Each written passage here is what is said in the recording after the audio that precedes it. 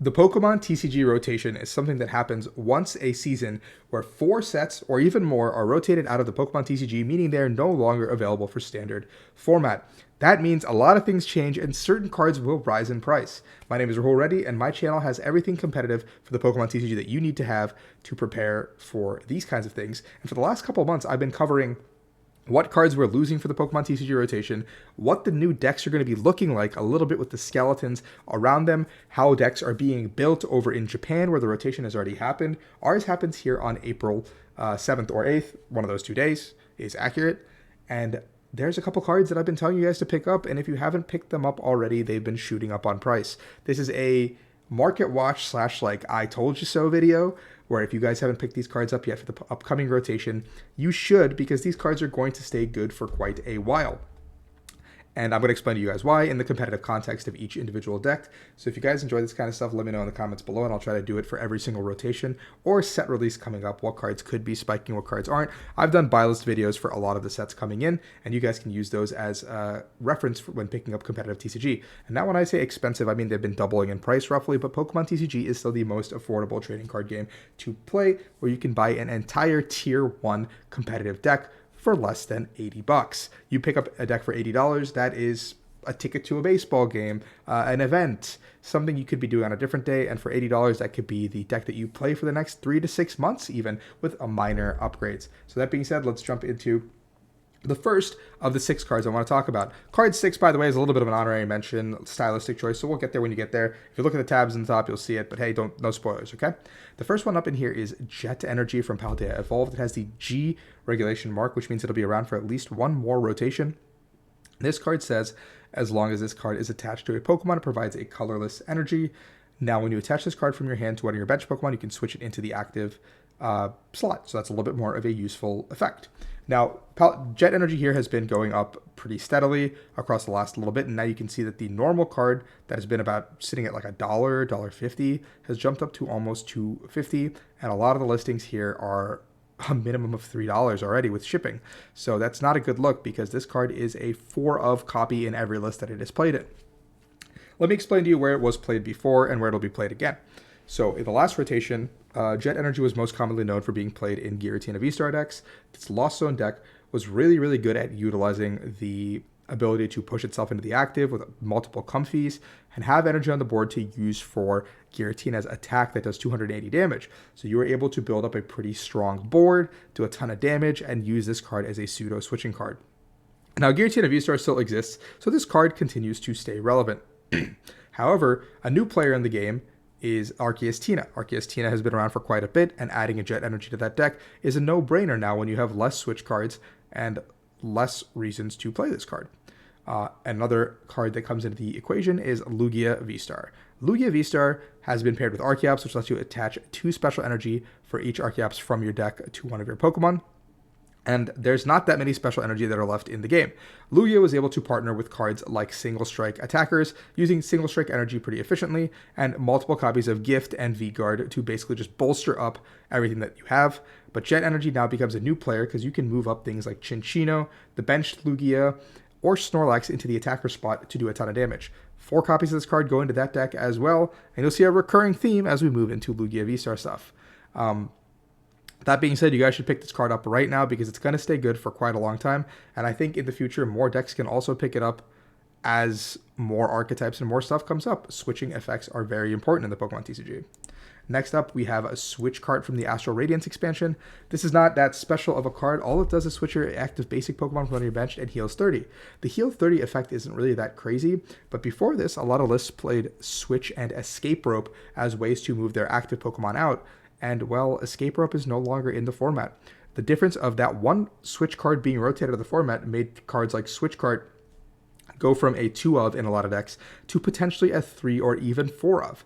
This card has just been spiking in popularity just because it is a very, very powerful option to move Pokemon out of the active, and healing 30 never hurts. It can honestly beat the 30 damage that wins you a game that propels you to the next round. You can see here that there are a ton of sales that have already happened for $3 or more. So I would very quickly snatch up your 4 of copies of Switch Cart and move on. There's also some other arts of Switch Cart, like the prize pack one. So if you guys are more interested in getting those hollow versions, you can do that as well. But I'm here to just talk about min rarity stuff for everybody, because there's also one of Jet Energy if you guys like bling. I do, so just want to throw that out there. Next up, we have Lugia V.